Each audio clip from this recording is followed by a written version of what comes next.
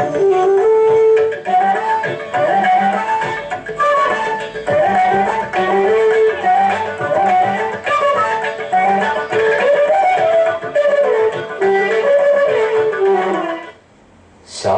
தவநெறிக்கு தாமோதரன் தாள்கள் கார்மேகவண்ணன் கமல நயனத்தன் நீர்வானம் மண்ணெறிகாலாய் நின்ன நேமியான் பேர் வானவர்கள் பிதற்றும் பெருமையனே. நம்மாழ்வார் கண்ணனுடைய திருவடிகளில் பக்தி செய்வதை எப்படின்னு உணர்த்தும் பாசுரம். நீரோ வானமோ கார்மேகமோ அனைத்தும் பகவானுடைய திருமேனி வர்ணத்தை உரைக்கும். சார்வே தவநெறிக்கு தாமோதரன் தாள்கள். கார் மேகவண்ணன், பகவான் மேகத்தை போல கருப்பாக இருப்பவன். கமல நயனத்தன், தாமரை கண்கள் உடையவன். நீர் வானம் மண் எரி கால் பஞ்சபூதங்களாகவும் நிற்பவன். பேர் அப்படிப்பட்ட பகவானுடைய திருநாமங்களை வானவர்கள் பிதற்றும் பெருமையனே. வானத்தில் உள்ளோர் எல்லாரும், தேவர்களோ முக்தர்களோ நித்தியசூரிகளோ பெருமானுடைய நாமத்தை புகழ்ந்து பாடுகிறார்கள். பகவான் அனைத்துமாக இருக்கிறான் ஆழ்வார் சொல்லுகிறார். தாமரை கண்கள் இருக்கிறபடியால் அழகன் என்றும் சொல்லுகிறார். மேகத்தை போல கருணை இருக்கிறபடியால் கொடை வள்ளல் என்றும் கூறுகிறார். பெருமானிடத்தில் இருக்கும் வள்ளல் தன்மை, அவன் திருமேனியில் இருக்கும் அழகு, அவனுடைய திருநாமங்களின் பெருமை, அவனுடைய தாமரை கண்களின் சீர்மை, இத்தனையும் யாரெல்லாம் நினைக்கிறார்களோ அவர்கள் பகவானிடத்தில் பக்தி செய்ய வருகிறார்கள். சார்வே தவநெறி, நெறி நெறி என்பது பக்தியை குறிக்கும். வேதங்கள் எல்லாம் பகவானை அடைவதற்கு ஒரு முக்கியமான வழியை தெரிவிக்கின்றன. பிரம்மத்தை அறிய வேண்டும். ததா வித்வான், ஒருத்தன் பிரம்மத்தை தெரிஞ்சுட்டானால் பிரம்மவேத பிரம்மைவ பவதி, அவன் பிரம்மத்துக்கு சமமாகவே ஆகிவிடுகிறான். வேதவித் ஆப்னோதி பரம், வேதத்தை அறிகிறான், வேதத்தின் உட்பொருளை உணர்கிறான், பிரம்மத்தையே அடைந்து விடுகிறான். இது அமிர்தமாகிற மோட்சத்தை அடைவதற்கு ஒரே வழி. நான்ய பந்தாக அயனாய வித்யதே, பகவானை அடைய வேறு வழியே கிடையாது என்று வேதம் திரும்ப திரும்ப அறிதல் அறிதல் அறிதல், ஞானம், ஞானத்தாலதான் மோட்சம் பெற முடியும் என்று கூறுகிறது. நாம் என்ன அவ்வளவு பெரிய அறிவாளிகளா? அத்தனை ஞானம் நமக்கு இருக்கா? முக்தி நமக்கு கிடைச்சிடுமானால் இது ஓஹோன்னு ஒண்ணு புத்திசாலித்தனத்தோட கணக்கில் புலி என்னோ, அறிவியல் பாடம் தலைகீழ் பாடம் என்னோ, அதை போன்ற புத்தி இங்கே சொல்லப்படவில்லை. இந்த இடத்துல சொல்லப்படுற புத்தி பகவானை பற்றின ஞானம், அவர் பெருமை அருமைகளை ஏற்றுக்கொள்ளக்கூடிய மனப்பக்குவம், பணிவு, அன்பு, ஆசை, இவைகள் தான் இங்கே உயர்ந்ததுன்னு சொல்லப்படுகின்றன. ஆக ஒருத்தன் பக்தனாக வேண்டும் என்றால் அறிவு தேவைதான். ஆனா அறிவுங்கிறது 100க்கு 100 மார்க் வாங்குற அறிவை பத்தி இங்க பேச்சில்லை. ஓஹோன்னு இவருக்கு படிக்க தெரியும், புத்தகத்தை ஒரு தரம் படிச்சார்னா அடுத்த தரம் திரும்ப ஒப்பித்து விடுவார், அந்த அறிவு இங்கு கூறப்படவே இல்லை. பகவானை அறிவதற்கு அதை போன்ற அறிவு தேவையில்லை. பெருமானை அறிவதற்கு ஈடுபாடு தேவை, ஆர்வம் தேவை, ஸ்ரத்தைன்னு வடமொழியில் கூறுகிறோம் அல்லவா? கண்ணன் கீதையில சொல்றார், ஒரு மனிதனுக்கு எவ்வளவு ஸ்ரத்தை உள்ளதோ அது வைத்துத்தான் அவன் கணிக்கப்படுகிறான். இன்னான் இப்படிப்பட்டவன் உலகம் முடிவு பண்ணும்னா அவனுடைய ஸ்ரத்தை, இன்வால்மெண்ட்னு சொல்றோம், டெடிகேஷன் சொல்றோம். ஒருத்தர் எவ்வளவு தூரம் டெடிகேட்டடோ அதை வைத்துத்தான் அவருடைய சக்சஸ் என்னைக்கு சொல்லப்படுறதே தவிர ஓஹோன்னு புத்திசாலியா இருந்ததுக்காக வாழ்க்கையில நன்னா இருந்துட முடியுமா சொல்லுங்க? புத்திசாலி இருக்கணும், புத்திக்கு மேலே பக்தி இருக்கணும், பணிவு இருக்க வேணும், அன்பு இருக்க வேண்டும், எடுத்த செயலில் ஈடுபாடு இருக்க வேண்டும். அந்த ஈடுபட்டு இருக்கிறது தான் பக்தி. பக்தின்னு சொல்லப்படுகிறது. நம்முடைய மனமும் மொழியும் மெய்யும், பேச்சும் சரி, உடலும் சரி, மனதும் சரி, மூன்றுமே பெருமானிடத்தில் ஈடுபட்டு இருக்குமானால் அது பக்தி. இந்த மூன்றும் உலக விஷயத்தில் ஈடுபட்டு இருக்குமானால் அது சம்சாரம். நம்ம மூணையுமே உடம்பு முழுக்க இங்கே உலகத்துக்காகத்தான் ஒழிப்போம், மனசெல்லாமே உடல் ரீதியான பொருள்கள், மெட்டீரியலிஸ்டிக் பிளஷர்னு சொல்ற முடியும். நம்ம கண்ணால பாக்குறதெல்லாம் வாங்கணும். தங்கத்தில் ஆசை, வெள்ளியில் ஆசை, வைரத்தில் ஆசை, நன்கு சாப்பிடுவதில் ஆசை, ஒரு நாளைக்கு 10 மணி நேரம் தூங்குவதில் ஆசை என்றெல்லாம் நம்ம மனமும் மொழியும் போய் கொண்டிருந்தால், வம்பு பேசுறதுல ஆசை, கதை அடிக்கிறதுல ஆசை, பொழுதை வீணா பேசிக்கொண்டிருப்பதில் ஆசை, இதெல்லாம் வாக்கு வீணா போடுதுன்னு அர்த்தம். மனது எதை நினைக்கவே வேண்டாமோ, யாரோ திட்டியது, யாரோ அவமானப்படுத்தியது, யாரோ யாரையோ பத்தி வம்பு பேசியது, இதெல்லாம் நம்ம மனம் ஆசை போடுறதுன்னு வச்சுக்கோ.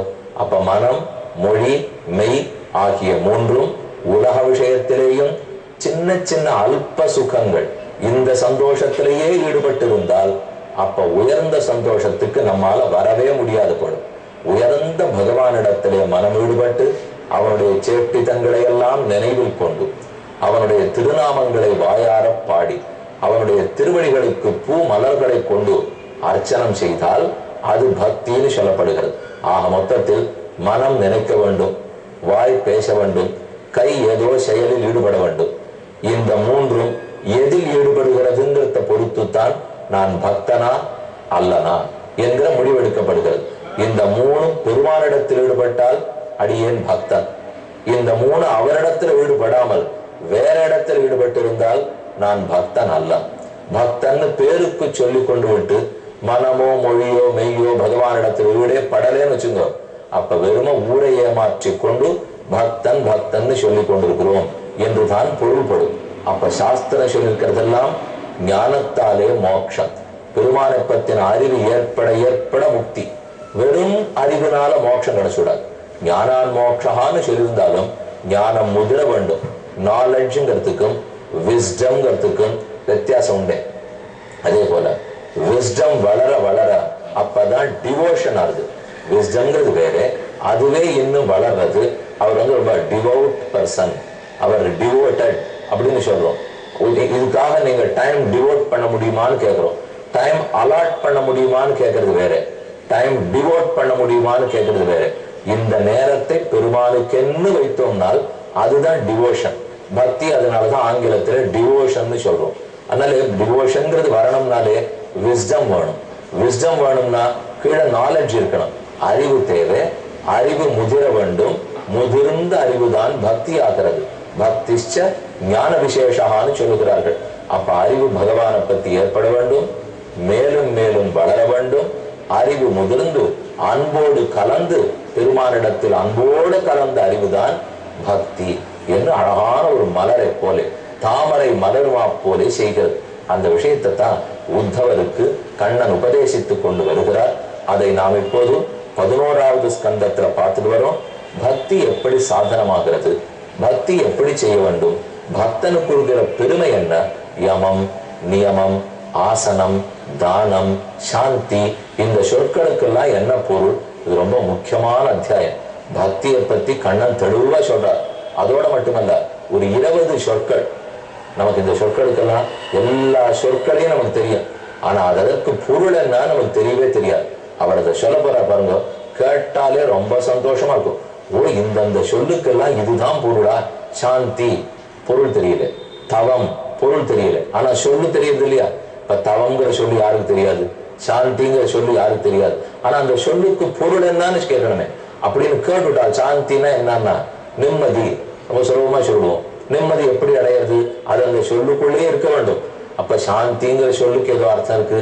தானம்னு சொன்னா கொடுத்தல், பெருமை சொல்லக்கூடாது. தானம்ங்கிற சொல்லுக்கு உள்ள பொருள் இருக்கிறது. அது எல்லாத்தையும் இப்ப கண்ணன் விளக்க போகிறார். என்னன்னு பார்ப்போம். இதனுடைய கடைசியில் ஏதத்தே அபிஹிதம் சாதோ பவான் பிருச்சதி யச்சமாம் யதா ஸ்வதர்ம சயுக்தா பக்தோ மாம் சம்யாத் பரம். கர்மயோகத்தை விடாமல் செய்து கொண்டு உனக்கு விதிக்கப்பட்ட வர்ண தர்மம், உனக்கேற்ற ஆசிரம தர்மம், இதை செய்து கொண்டு வருவாயானால் தன்னிடையே மனம் தெளிவடையும். தெளிந்த மனத்தில் அறிவு பிறக்கும். அறிவு வளர வளர அது முற்றி பக்தி ஆகிறது. ஆக உனக்கு விதிக்கப்பட்ட தர்மங்களை விட்டுவிடாதே, பொதுவான தர்மங்களையும் விட்டுவிடாதே என்ன அந்தணர், அரசர், வியாபாரிகள் இது முதலானவர்களுக்கு சொன்னார். அப்புறம் பிரம்மச்சாரி, கிரகஸ்தன், சன்னியாசி, வானப்பிரஸ்தன் இவர்களுக்கும் கூறினார். இவர்கள் எப்படி இருக்கணுங்கிறத பார்த்துட்டோம். இப்ப அடுத்த அத்தியாயத்துல சொல்ற, அதாவது யஹா வித்யாஸ்ருத சம்பன்னஹ ஆத்மவான் நானுமானிகா மாயா மாத்திரமிதம் ஞாத்வா ஞானஞ்ச மயி சந்நியசேது. சிலர் படிக்கிறார்கள், படித்ததுனால மட்டும் என்ன அடைந்து விட முடியாது அர்ஜுனா. அந்த படிப்புக்கு தகுந்த அனுஷ்டானம் தேவை. எல்லா கர்மங்களையும் விட்டுவிட முடியாது. அவனவனுக்கு இருக்கிற கர்மங்களை பண்ணிட்டு வந்தால்தான் என்னை அடைவதற்கு தடங்கலா இருக்கிற பாபங்கள் விலகும். பக்தியை தொடங்குவதற்கு தடங்கலா பாபங்கள் இருக்கும். கோவிலுக்கு போயிட்டே இருப்போம், ஆனா போகும்போதே சிந்தனை வேற இடத்துல போறது பாருங்க. நம்ம பெருமாளுக்கு பூஜை பண்ணிட்டே இருப்போம், பூஜிச்சுட்டே இருக்கிறச்சே சிந்தனை வேற இடத்துல போடுதே. பல பேர் வந்து வந்து கேட்பார்கள், சுவாமி இதுக்கு என்ன வழின்னு தெரியல, பூஜிக்கிறோம், சாஸ்திரநாமம் சொல்றோம், கோவிலுக்கு போறோம், ஆனா அங்க பிரதட்சணம் பண்ணிட்டே இருக்கிறச்சே புத்தி எங்கேயோ போயிடுறது.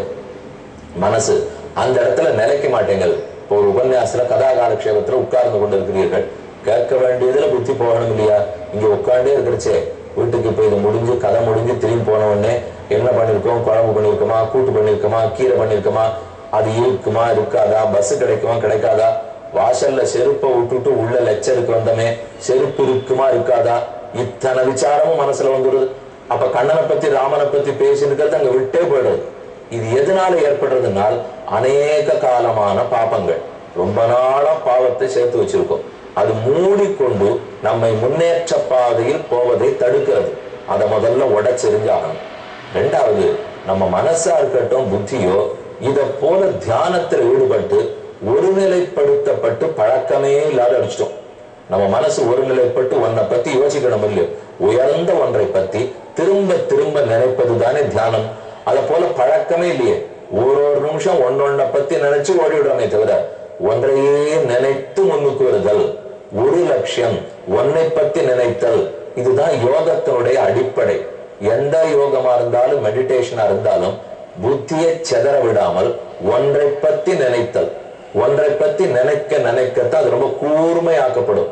நல்லா ஷார்பன் பண்றோம்னு சொல்றோம் இல்லையோ, அதை போல இந்த மனசு நல்லா கூர்மையாகும். உன்னையே நினைக்கிறதுக்கு பழகிக்கும்.